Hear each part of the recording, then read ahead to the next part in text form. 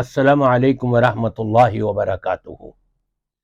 سامعین کرام، آپ نے بے شمار لوگوں سے سوشل میڈیا کے اوپر یہ سنا ہوگا کہ یہ مسلمان اتنی قربانیاں کرتے ہیں، کیوں کرتے ہیں؟ ان کو چاہیے کسی غریب کی شادی کے اس میں بھی پیسہ لگا دیں، ان کو چاہیے کسی کی جھوپڑی بنی ہوئی ہے اس کا مکان بنوا دیں، ان کو چاہیے کسی کو حج کروا دیں، مختلف نام لیے جاتے ہیں۔ تو سب سے پہلے ہم نے دیکھنا یہ ہے مسلمان قربانی ہی کیوں کرتے ہیں، مسلمان ہی قربانی کیوں کر رہے ہیں؟ اس لیے کہ رب تبارک و تعالی کا حکم ہے، پیارے نبی صلی اللہ علیہ وسلم نے قربانی کری، بلکہ یہاں تک بتایا کہ ہذہ سنت ابیکم ابراہیم، تمہارے باپ ابراہیم کی سنت ہے۔ ابراہیم علیہ السلام نے جو خواب دیکھا تھا، اس خواب کے پیش نظر اپنے بیٹے کی قربانی پیش کر دی تھی، اس سے بڑھ کر اور کیا ہو سکتا ہے؟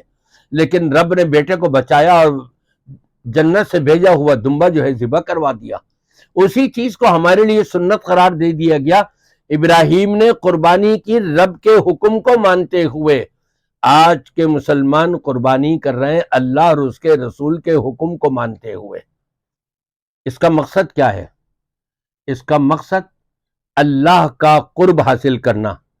دنیا کے اندر جس انسان کو جس سے زیادہ پیار ہوتا ہے نا، وہ اس کا قرب حاصل کرنے کے لیے ایسے کام کرتا ہے جو کام اس کو پسند ہوتے ہوں۔ رب کو پسند ہے، نبی کو پسند ہے۔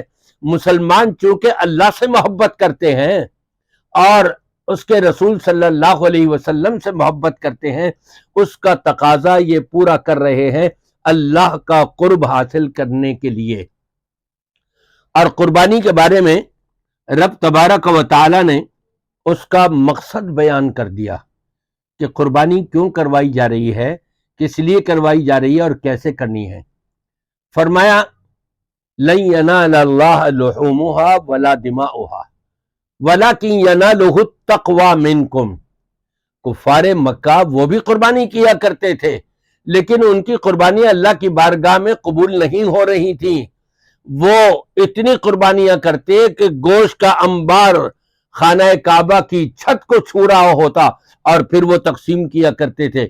تو رب نے فرمایا نہیں، مقصد یہ نہیں ہے، قربانی کا مقصد تو یہ ہے لن ینال اللہ لحومها ولا دماؤها ولکن ینالہ التقوی منکم، کہ تمہارے اندر تقوی الہی، اللہ کا ڈر اور خوف، اللہ کی محبت، اللہ سے جڑنا، اللہ کا قرب حاصل کرنا، اللہ کے راستے پر چلتے ہوئے اللہ کو خوش کرنے کی، راضی کرنے کی کوشش کرنا، یہ ہے قربانی کرنے کا مقصد۔ جتنی محبت ہوگی اللہ و رسول سے، قربانی کا جانور بھی اتنا ہی تکڑا ہوگا، اتنا ہی اچھا ہوگا، اتنا ہی صحت مند ہوگا۔ اور جتنی کمزوری ہوگی اللہ رسول سے محبت میں، کہ دعویٰ تو ہے اللہ رسول سے محبت کا لیکن عملی طور پر کوتاہی ہے، تو پھر جانور بھی اتنا ہی کمزور ہوگا۔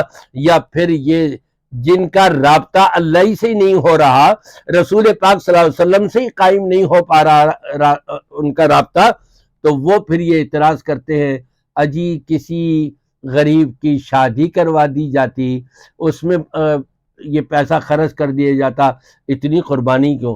آپ دیکھیں قربانی ہو رہی ہے، تاجروں کو کتنا فائدہ پہنچ رہا ہے، ملک کو کتنا فائدہ پہنچ رہا ہے اس کی کھالوں سے، اس کی چمڑیوں سے، کہ یہ بیچی جا رہی ہے، اور پھر اس کا کیا کیا کچھ نہیں بنایا جا رہا، وہ پورے ملک کو جو ہے اس کا مالی طور پر فائدہ کتنا پہنچ رہا ہے، پھر جو ذبح کرنے والے ہیں ان کو کتنا فائدہ پہنچ رہا ہے، پھر جو غریب ہیں جن کے ہاں گوشت نہیں ہے کھانے کے لیے، ان تک یہ گوشت پہنچانے کا حکم دیا گیا کہ تم ان کو بھی کھلاؤ، تو وہ بھی بیچارے شریک ہو رہے ہیں ہمارے ساتھ اس خوشی کے اندر۔